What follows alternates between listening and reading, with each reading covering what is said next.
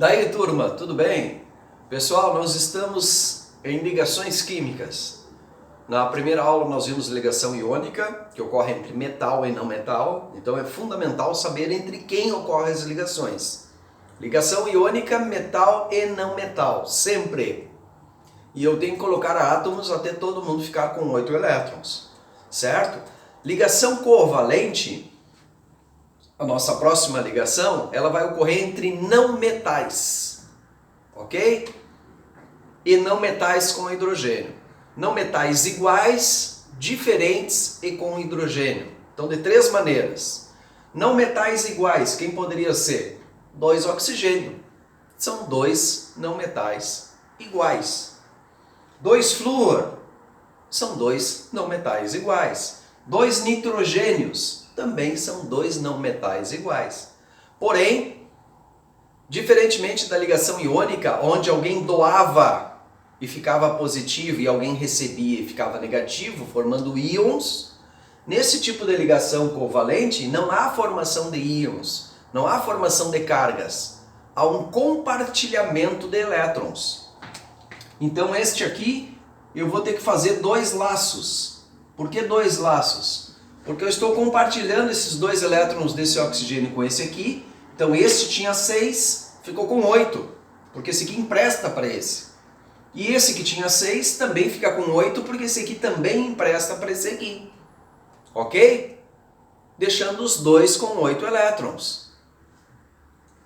Já se eu tenho 2 flúor, eu vou fazer apenas um laço. Por quê? Porque o flúor, como está na família 7, possui 7 elétrons na última camada, o outro também. Então eu fazendo um laço, eu deixo esse flúor com 8 e também deixo esse aqui com 8. Já com esses nitrogênios aqui, o nitrogênio, por estar na família 5, possui 5 elétrons na última camada. Logo, eu vou ter que fazer 3 laços para esse nitrogênio ficar com 8.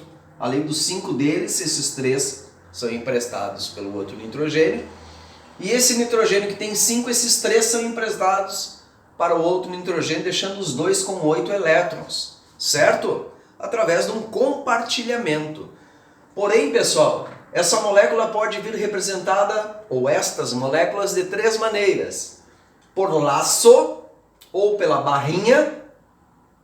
A barrinha representa os 2 laços, porém não tem os elétrons em volta. Ou pela molécula O2, são 2 oxigênios, ok? No caso do flúor, apenas uma barrinha, porque eu tenho apenas um laço. O F2, porque eu possuo 2 flúor. No caso do nitrogênio, 3 barrinhas, representando os 3 laços, e a molécula de N2. Essa fórmula aqui é chamada fórmula eletrônica, porque representam os elétrons em volta dos átomos. Essa fórmula aqui é chamada fórmula estrutural, porque representa a estrutura, que são as barrinhas. E essa fórmula aqui representa a fórmula molecular, ok? Mas as 3 são a mesma coisa. Então eu olhando para essa, eu já tenho que vislumbrar as outras. Certo, pessoal? Então, primeiro caso. Ligação covalente, não metais iguais. Segundo caso, não metais diferentes. Quem poderia ser um não metal diferente? Olha só se eu fizer essa molécula aqui, CO2, dióxido de carbono. Bastante conhecido pelo efeito estufa. Então o carbono está na família 4, possui 4 elétrons na última camada, e o oxigênio na família 6, possuindo 6 elétrons na última camada.